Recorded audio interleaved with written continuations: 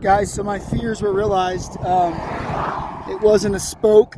This is not good. On part 2 of Tie Rides to Oregon, we left off in Jeffrey City, Wyoming, where I was staying in a church hostel. For day 12 of the trip, I was going to attempt to make it to Du Bois, Wyoming, which was about a 140-mile ride, but I really needed to get to Du Bois because there was another church hostel there for me to stay at, and while I totally don't mind camping, getting a break from having to set up and break down camp is just nice. It's one less thing. Like Colorado, Wyoming is a beautiful place with wide open spaces. I went down this massively big, like 5-mile descent where I was hauling ass and the views were unreal. And then I pedaled through these gorgeous red rocks. There was a Taco John's in Lander, Wyoming, and that was the day that I became a Taco John's fan. I eventually rode through the Wind River Indian Reservation, which is actually the 7th largest Indian reservation in the United States. They have a big trading post there, so I was interested in checking that out. And I forgot to mention in the last episode that I learned what an antelope was. Pronghorn! I see you, boy! The cowboys in Jeffrey City thought this was hilarious that I had just learned about antelope. After that, things took an unexpected turn for the worst. All right, so my biggest fear was just realized my tire like exploded. Like not a puncture, the tire just like blew off the rim. Upon further inspection, you can see there the rim is cracked. I don't think this is fixable. It's not fixable. I'm about 40 miles from where I need to be. I think there might be a bike shop there, but the rim is toast. Yeah, I don't know what I'm going to do here in this situation. So you can see that's the side of the wheel. It just blew out and the tire blew off. Luckily, I wasn't going downhill. I mean, it just blew like a gun went off. As far as mechanical issues, this is worst case scenario. I'm about 40 miles from that town. It says there is an outdoors shop there. I don't even know if they would have a wheel that would work. I might have to get something overnighted. I don't even know how I'm going to get there, though. I may have to try to hitchhike a ride. I really don't know. Man, things were going good. Bike was running good. It is what it is. I'll figure it out. All right, I just talked to the guys at Bike Stop Lee Summit, and they're gonna get right back to me. They're trying to figure something out to get me a wheel set, like overnighted or 2-day ship to Du Bois, Wyoming. Now I just got to figure out how to get to Du Bois, 40 miles away. No cars have stopped yet. I'm about to throw out my thumb, just start acting like hitchhiking. I don't know what else to do right now. So needless to say, I was absolutely screwed and stranded. Then, out of nowhere, these angels saved me. Guys, this is Rock, and this is Sylvia. So these are my angels for the day. The rim blew out on the bike. I was stranded on the side of the road. They have a camper, and so we put the bike in the camper, and now they're actually going to Du Bois, the same town I'm going to, so they're giving me a ride, and then I'm going to try to figure out this wheel situation. So thank you guys so much. Thank you. You're welcome. Thank you. So Rock and Sylvia actually took me to Du Bois, and then as soon as we rolled into town, Scotty runs up willing to help.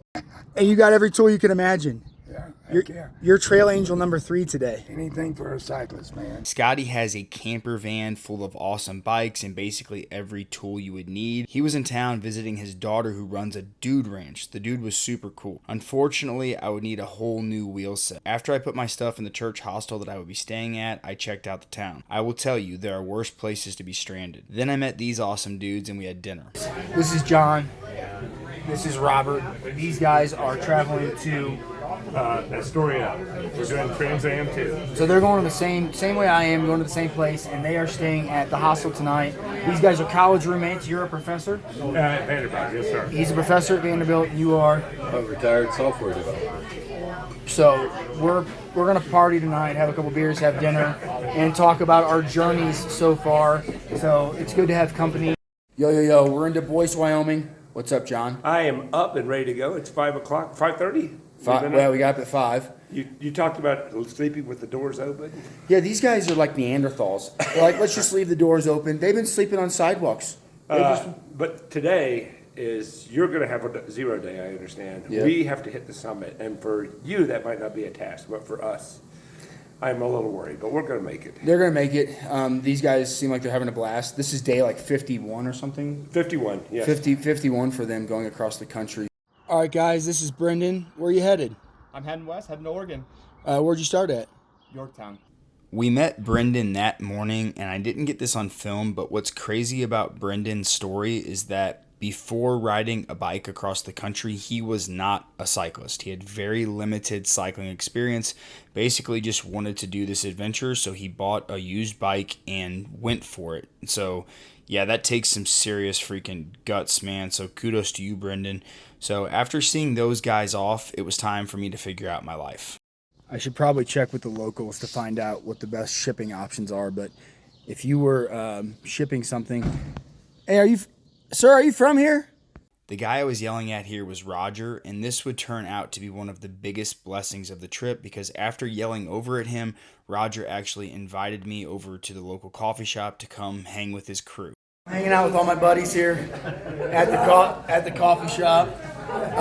Basically, if Jackson doesn't have the wheel set I need, I may have Kim ship the wheels to Jackson Bike Shop, stay here tonight, find a ride today to Jackson tomorrow, have the bike shop in Jackson, put the wheels from Bike Stop on the bike, make sure everything's dialed up, tuned in, and then I'm on my way. I'm like 35 miles back on route, so that's probably the best plan. The bike shop that used to be in Du Bois had closed, but there were several bike shops in Jackson. Because one-day shipping to Du Bois could potentially take 2 days, we hashed out a plan to have Kim ship the new wheels to Jackson, and then I would hitch a ride from Du Bois to Jackson the following morning to get the new wheels put on. After that, Dennis showed me around town, and then I met Martha, who works at the church, and she told me to get on the Facebook community page to look for a ride.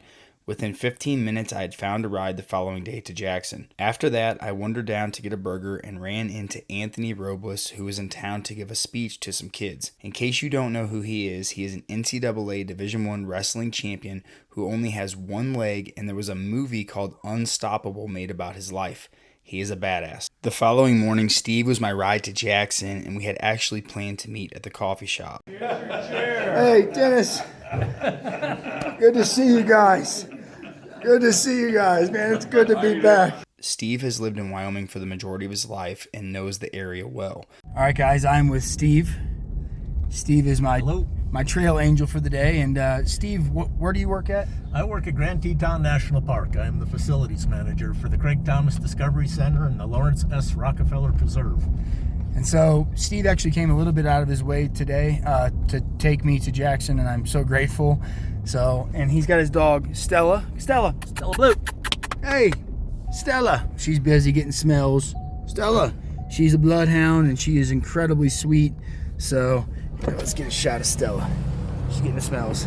So he basically was a built-in tour guide. He showed me all the good spots on the way into Jackson, and oh my, was it a beautiful drive in. When we got to Jackson, the wheels that Kim had shipped hadn't arrived yet, so we got lunch and then walked around town. Steve showed me all the popular spots in downtown Jackson. Steve definitely marches to his own beat and opts to not wear shoes if he doesn't have to. The bike shop finally got my new wheels swapped over, and I was rolling around 4 p.m. We're back in business. Check out those antlers. There's antlers on all four corners of the park. After picking up some food that I could cook for dinner, I needed to navigate back to my route, which meant I got to ride through Teton Park. The Tetons are pretty spectacular, though, I will tell you that. So, Grandma Rose, my mom, everyone else who asked about bear spray.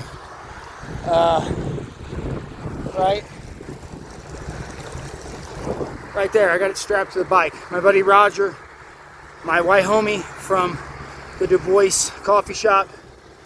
I got a lot of friends in Du Bois now, by the way. He hooked me up, so I'll be in bear country, so I'll have that with me. I'm not gonna lie, riding through the Grand Tetons was a pretty spectacular experience. I love the outdoors, and I've always heard things about the Tetons and their beauty, and to finally be riding my bike in this place was surreal.